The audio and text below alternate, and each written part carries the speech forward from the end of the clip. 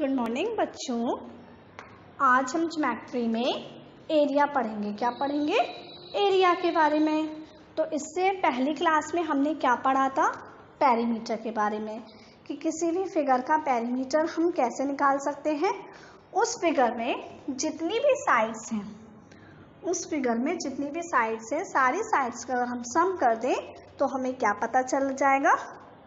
Perimeter.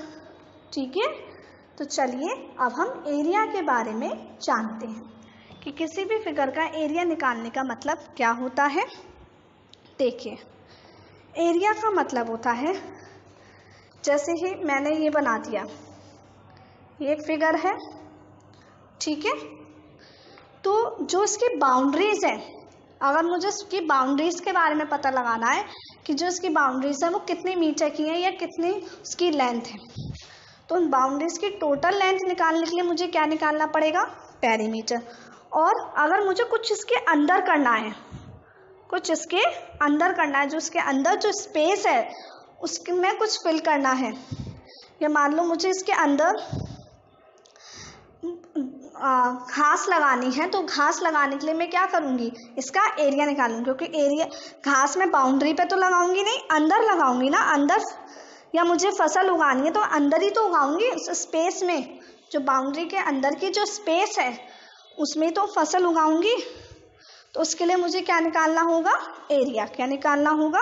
Area. तो area का मतलब क्या होता है?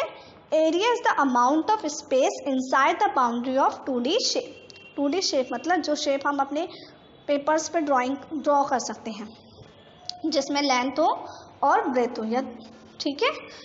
तो 2D शेप की जो भी फिगर होते हैं जिनको हम अपनी कॉपी पे ड्रॉ कर सकते हैं, ठीक है। जैसे ट्राइंगल है, स्क्वायर है, क्वाड्रिलेटरल है, ट्रेपेजियम है, these all are 2D shape, ठीक है। तो क्या होता है, जो भी 2D शेप की बाउंड्री होती है, जैसे इसकी बाउंड्री ये है, तो इस बाउंड्री के अंदर की जो स्पेस है, अगर मुझे उस स्पेस के बारे में बताना है, उस स्पेस के बारे में पता करना है, तो उसके लिए मुझे क्या निकालना होगा? एरिया। क्या निकालना होगा? एरिया, ठीक है। तो एरिया क्या होता है? Area is the amount of space inside the boundary of a 2D shape. किसी भी 2D शेप की बाउंड्री के अंदर की जो स्पेस होती है, अंदर की जो जगह होती है, उसको हम एरिया बोलते हैं, और जो बाउंड्री की लेंथ होती है उसको हम पेरीमीटर बोलते हैं। तो दोनों में डिफरेंस समझिए। पेरीमीटर मतलब हम बाउंड्री के बारे में बात कर रहे हैं, बाउंड्री की लेंथ के बारे में बात कर रहे हैं, और एरिया का मतलब होता है बाउंड्री के अंदर की जगह के बारे में बात कर रहे हैं, कि कोई चीज़ कितनी जगह घेर रही है। जगह घेरने का मतलब है कि उसका हमें एरिया निकालना है, कि कोई चीज़ कितनी जगह घेर रही है, इसका मतलब है कि हमें क्या निकालना है? उसका एरिया, ठीक है। देखिए, जैसे आपके सामने एक स्क्वायर बना हुआ है, और वो स्क्वायर कितने स्क्वायर से मिलकर बना हुआ है? पहला वाला जो स्क्वायर है वो 9 स्क्वायर से मिलकर बना हुआ है। कितने स्क्वायर से मिलकर बना हुआ है? 9 स्क्वायर से। तो अगर मुझे इस पूरे 9 स्क्वायर्स का एरिया निकालना है, या इस पूरे फिगर का एरिया निकालना है, तो इस पूरे फिगर का एरिया निकालने के लिए मुझे क्या करना होगा? 9 स्क्वायर्स का एरिया निकालना होगा। पहले स्क्वायर का, दूसरे स्क्वायर का, या पहले स्क्वायर का मैं एरिया निकाल लूँ, और उसमें हम कितने स्क्वायर से मिलकर बना है? ये 9 स्क्वायर से मिलकर बना है, तो हम 9 का इसमें मल्टीप्लाई कर देंगे, ठीक है। ऐसी नेक्स्ट वाला फिगर है, ये भी एक स्क्वायर है, तो अगर मैं एक स्क्वायर का एरिया निकालूँ, और बाकी सारे स्क्वायर भी सेम लेंथ के हैं ना, सेम ही साइड के हैं, तो दूसरे वाले स्क्वायर का एरिया मैं कैसे निकालूंगी? 4 स्क्वायर का मैं उसमें मल्टीप्लाई कर दूँगी। 4 का क्या कर दूँगी? मल्टीप्लाई। एक स्क्वायर का एरिया निकाल के उसमें 4 का मैं मल्टीप्लाई कर दूँगी, ठीक है। आगे देखिए, जैसे ये फिगर है आपके सामने, तो इसमें अगर मुझे इसका निकालना है तो मैं 3 का मल्टीप्लाई करूँगी, इसका 4, इसका 4 और इसका 9, क्योंकि ये 9 स्क्वायर से मिलकर बना हुआ है 4 स्क्वायर से। ए वाला फिगर है वो 4 स्क्वायर से मिलकर बना है, बी वाला फिगर है वो 3 स्क्वायर से मिलकर बना है, डी वाला फिगर है वो 4 स्क्वायर से मिलकर बना है, और जो सी वाला फिगर है वो 9 स्क्वायर से मिलकर बना हुआ है, ठीक है। अब हम देखते हैं कि किस तरीके से एरिया ऑफ स्क्वायर का एरिया कैसे निकाला जाता है, और रेक्टेंगल का एरिया कैसे निकाला जाता है, ठीक है। तो चलिए स्टार्ट करते हैं। तो आपके सामने एक फिगर बना हुआ है। ये फिगर क्या है? ये है आपका स्क्वायर। क्या है ये? स्क्वायर। SQUARE। ये क्या है? एक स्क्वायर। ठीक है। आप सबको पता है स्क्वायर की सारी साइड्स कैसी होती हैं? सेम। कैसी होती हैं सारी साइड? सेम। अगर एक ए है तो बाकी सारी भी क्या होंगी? ए। अगर एक 5 है तो बाकी सारी भी क्या होंगी? 5। ठीक है। तो किस स्क्वायर के एरिया को निकालने के लिए हम क्या करते हैं? Area of square is equal to side into side. क्या? Side into side means A into A. यहाँ पर ए गिवन है ना, तो side into side means A into A. Okay. और देखिए अब एक एग्जाम्पल के थ्रू समझते हैं। ठीक है। या पहले एग्जाम्पल समझने से पहले हम समझ लेते हैं कि अब हम यूनिट क्या लगाएंगे। हम यूनिट क्या लगाएंगे? तो यूनिट हम ऐसे लगाएंगे, एरिया की यूनिट होती है सेंटीमीटर स्क्वायर। क्या होती है एरिया की unit? Centimetre square, metre square, जो भी आपको यूनिट गिवन है उसका स्क्वायर। उसका स्क्वायर मतलब उसकी पावर 2। ठीक है। तो सेंटीमीटर स्क्वायर हो सकती है, मीटर स्क्वायर हो सकती है, मिलीमीटर स्क्वायर हो सकती है, जो भी आपको यूनिट गिवन है उसका स्क्वायर। क्या? उसका स्क्वायर। ठीक है। और पेरीमीटर का मतलब होता है सिंपल सेंटीमीटर मीटर, उसमें हमें कोई स्क्वायर नहीं लगाना आता है। जो यूनिट गिवन होती है वही पेरीमीटर की यूनिट कहलाती है। ठीक है। चलिए अब हम एक एग्जाम्पल देखते हैं। जैसे ये स्क्वायर बना हुआ है। ठीक है। कितने सेंटीमीटर का स्क्वायर है ये?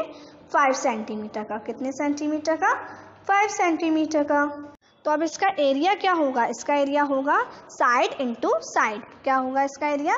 Side into side. Side into side का मतलब 5 इंटू 5। साइड इंटू साइड का मतलब है 5 इंटू 5। तो क्या होगा इसका area? 5 into 5 means 25। 5 into 5 means 25। अब यूनिट क्या होगी? यूनिट आपको क्या गिवन है? सेंटीमीटर। तो क्या होगी इसकी यूनिट? Centimetre square. तो एरिया क्या आ गया इस स्क्वायर का? 25 सेंटीमीटर स्क्वायर। क्या आ गया? 25 सेंटीमीटर स्क्वायर। ओके। तो क्या होता है स्क्वायर का area? Side into side. Side into side या साइड का स्क्वायर। हम ऐसे भी लिख सकते हैं, साइड इंटू साइड। ओके। का एरिया। तो रेक्टेंगल का एरिया कैसे निकाला जाता है? रेक्टेंगल में क्या होती है? लेंथ और ब्रेथ। क्या होती है? लेंथ और ब्रेथ। तो एरिया ऑफ रेक्टेंगल होता है L into B. L into B means length into breadth. Area of rectangle क्या होता है? Length into breadth. L into B क्या होता है? L into B. L आपको जो गिवन है, लेंथ जो गिवन है और ब्रेथ जो गिवन है, अगर हम दोनों का मल्टीप्लाई कर देंगे तो हमें रेक्टेंगल का एरिया पता चल जाएगा। ठीक है। अगर कोई भी ऑब्जेक्ट रेक्टेंगल की शेप में है तो हमें क्या पता करना होगा? उस ऑब्जेक्ट की लेंथ और उस ऑब्जेक्ट की ब्रेथ। तो हम पता कर सकते हैं वो ऑब्जेक्ट कितनी जगह घेर रहा है, कितनी जगह ऑक्यूपाई कर रहा है। ठीक है। अब जैसे आपके सामने एक रेक्टेंगल गिवन है जिसकी लेंथ कितनी है? 8 सेंटीमीटर और ब्रेथ 3 सेंटीमीटर। ठीक है। तो हम इसका एरिया कैसे निकालेंगे? L into P. कैसे निकालेंगे? L into P. अब L into B means 8 into 3। तो 8 इंटू 3 क्या आएगा? 24। और यूनिट क्या आएगी? Centimetre square. क्या आएगी यूनिट? Centimetre square. ओके। तो एरिया ऑफ रेक्टेंगल क्या होता है? Length into breadth. और एरिया ऑफ स्क्वायर क्या होता है? साइड इंटू साइड या साइड का स्क्वायर। ठीक है। तो area of rectangle L into B, area of square side into side. Okay. तो बच्चों आपको एरिया ऑफ रेक्टेंगल और एरिया ऑफ स्क्वायर समझ में आया। आज आपका होमवर्क है कि आपको अच्छे से पहले एरिया ऑफ रेक्टेंगल समझना है और एरिया ऑफ स्क्वायर। ओके। अब मैं आपको नेक्स्ट क्लास में इससे रिलेटेड क्वेश्चंस करवाऊंगी कि किस तरीके से हम स्क्वायर का एरिया निकालेंगे और रेक्टेंगल का एरिया निकालेंगे। तो आज आप अच्छे से रेक्टेंगल और स्क्वायर के एरिया को समझिए। अब मैं आपको नेक्स्ट क्लास में मिलूँगी बच्चों। Bye bye, take care.